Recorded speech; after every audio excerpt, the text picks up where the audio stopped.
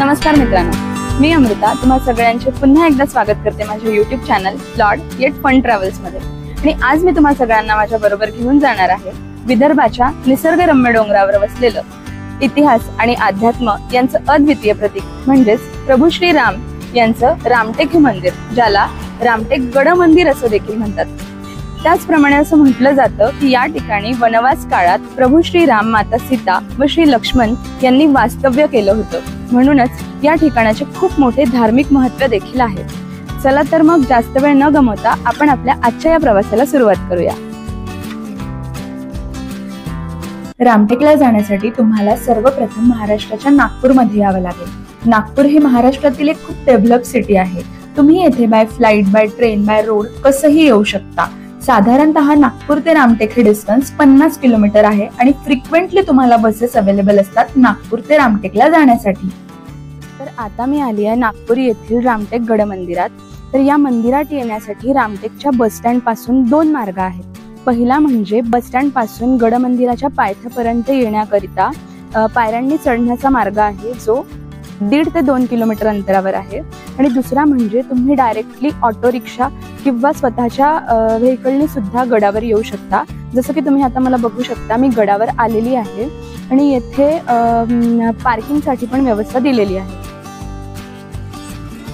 येथून पुढे काही पायऱ्या आहेत, या आपल्याला मंदिराच्या पहिल्या मुख्य दरवाजाजवळ घेऊन जातात आणि यालाच वराह दरवाजा असं देखील म्हणतात, कारण लगेच आत श्री वराह या श्री विष्णूंच्या 3ऱ्या अवताराची मोठी मूर्ती आहे। हा दरवाजा रामटेक गडावर जाणाऱ्या प्राचीन प्रवेश मार्गापैकी एक मानला जातो। त्याचप्रमाणे जर तुम्ही बघाल तर हा दरवाजा दगडी बांधकामाचा असून त्यावर जुन्या काळातील कोरीव काम व कलाकृती आढळतात। तर या वराह दरवाजातून आत प्रवेश केल्यानंतर मी चालली आहे आता वराह मंदिराच्या दिशेने।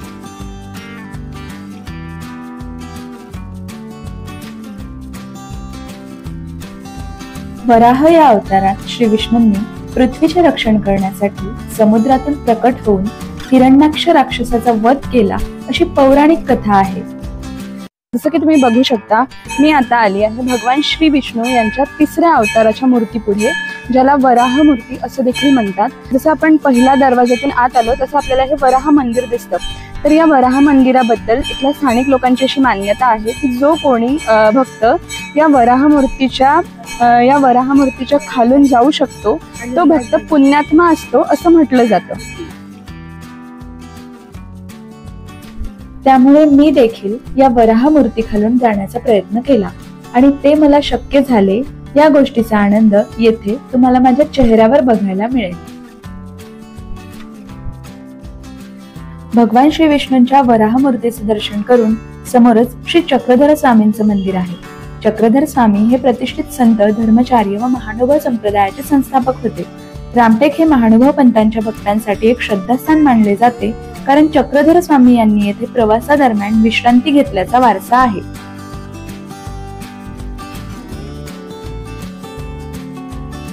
थोडं पुढे चालत गेलो तर आपल्या नजरेस पडतो या रेषेतील 2रा दरवाजा म्हणजे सिंधपूर दरवाजा। हे नाव शेजारील सिंधपूर गावावरून पडले आहे। आता मी आली आहे या भव्य असा परिसरात, जो 2रा दरवाजा आहे सिंधपूर दरवाजा। त्या दरवाजातून आत आल्यानंतर आपल्याला हा भव्य असा परिसर पाहायला मिळतो, जसं की तुम्ही बघू शकता। तर रामटेक गडावरील मुख्य श्रीराम मंदिराची निर्मिती नागपूरमधील भोसले घराण्यातील राजा रघुजी भोसले प्रथम यांनी केली होती। राजा रघुजी भोसले यांनी दख्खलमधील त्यांच्या विजयानंतर रामाचे मंदिर व किल्ला उभारला होता आणि त्याचमुळे या मंदिराला रामटेक गड मंदिर असं देखील म्हणतात। तर सिंधपूर दरवाजातून आत प्रवेश केल्यानंतर थोडे दूर चालत गेलो तर आपल्या नजरेस पडतो या रेषेतील 3रा दरवाजा, ज्याला भैरव दरवाजा असं देखील म्हणतात। खरं तर या भैरव दरवाजाच्या दिशेने आत पुढे जात असताना मन क्षणभर थक्क झालं, कारण याचं भव्य दिव्य असं स्वरूप बघून जणू इतिहास डोळ्यांसमोर आला असं वाटतं।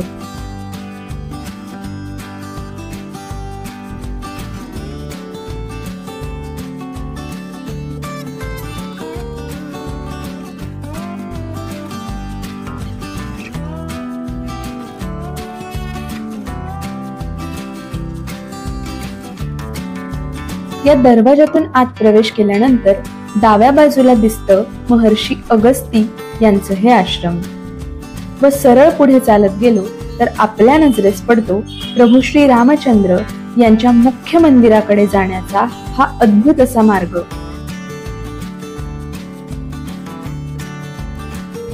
थोडं पुढे चालत आलो तर आपण येऊन पोहोचतो मुख्य श्रीराम मंदिराच्या परिसरात, जेथे इतर प्राचीन मंदिरं देखील आहेत।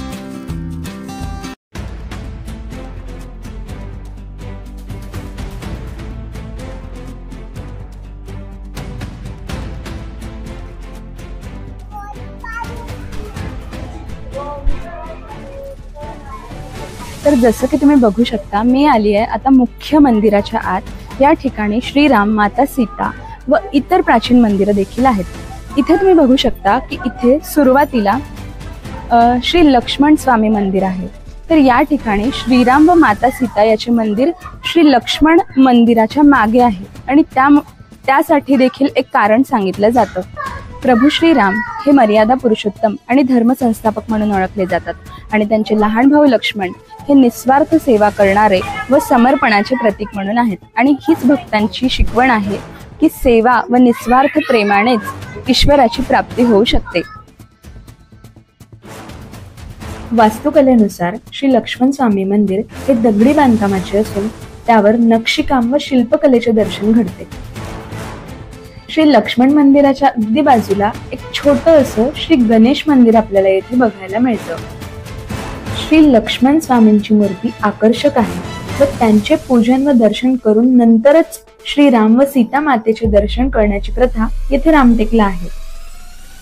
मंदिराच्या पवित्र गर्भगृहात फोटो काढण्यास मनाई असल्यामुळे मी तेथील कोणतेही फोटोज किंवा व्हिडिओज घेऊ शकलेली नाहीये।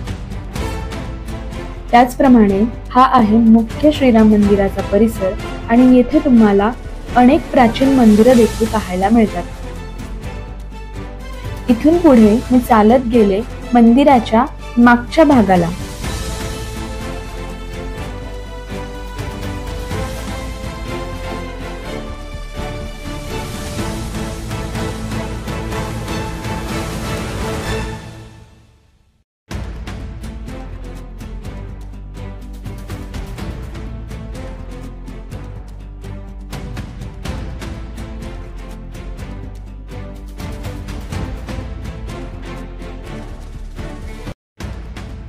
मंदिराच्या मागच्या भागातील गडाच्या दिंडीवरून संपूर्ण रामटेकाचा निसर्गरम्य आणि देखणा असा नजारा तुम्हाला येथे अनुभवायला मिळेल।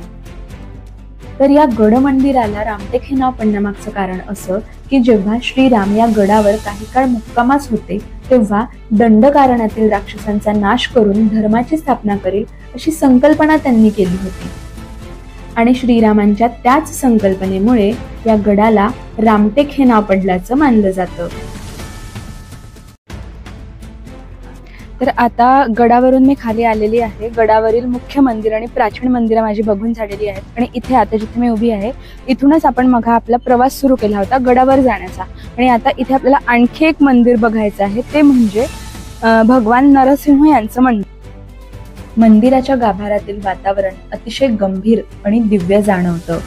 येथे श्री नरसिंह स्वामींची अर्धमानव व अर्धसिंह या उग्र स्वरूपात असणारी मूर्ती आपल्याला दिसते। नरसिंह स्वामींचा उग्र स्वरूपात असणारा हा अवतार हिरण्यकश्यपूचा वध करणारा तो क्षण येथे दर्शवतो। खरं तर नरसिंह स्वामींच्या या मूर्तीचं दर्शन हा माझ्या आयुष्यातील आजपर्यंतचा एक अविस्मरणीय व शब्दात न मांडता येण्यासारखा अनुभव आहे। त्यामुळे मी तुम्हा सगळ्यांना सांगू इच्छिते की इथे येऊन एकदा तरी तुम्ही दर्शन घ्यावं। तर श्री नरसिंह स्वामी यांच्या मूर्तीचं दर्शन घेऊन मी निघाली आहे या रामगड मंदिरावरील माझ्या शेवटच्या पर्यटक स्थळी म्हणजेच महान कवी कालिदास यांच्या स्मारकाजवळ। असे मानले जाते की कवी कालिदास काही काळ रामटेक येथे वास्तव्यास होते आणि त्यांनी इथेच आपले सुप्रसिद्ध काव्य मेघदूत लिहिले होते। स्मारकाभोवतीचा परिसर खूपच निसर्गरम्य आहे। त्याचप्रमाणे हिरवीगार झाडं, शांत वातावरण आणि गडाजवळील टेकड्यांचे दृश्य यामुळे या ठिकाणी साहित्यिक व सांस्कृतिक वातावरणाची जाणीव होते।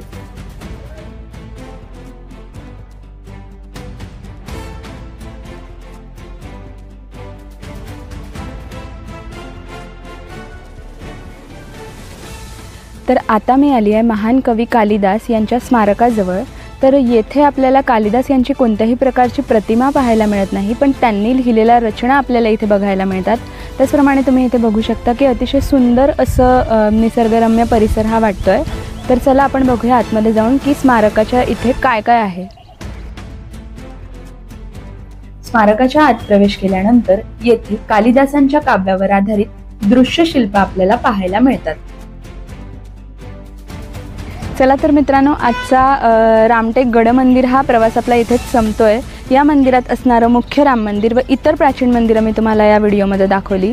तर तुम्हाला हा व्हिडिओ कसा वाटला मला कमेंट्समध्ये नक्की सांगा, आणि जर हा व्हिडिओ आवडला असेल तर जास्तीत जास्त लोकांपर्यंत शेअर करा आणि चॅनलला सबस्क्राईब नक्की करा। धन्यवाद।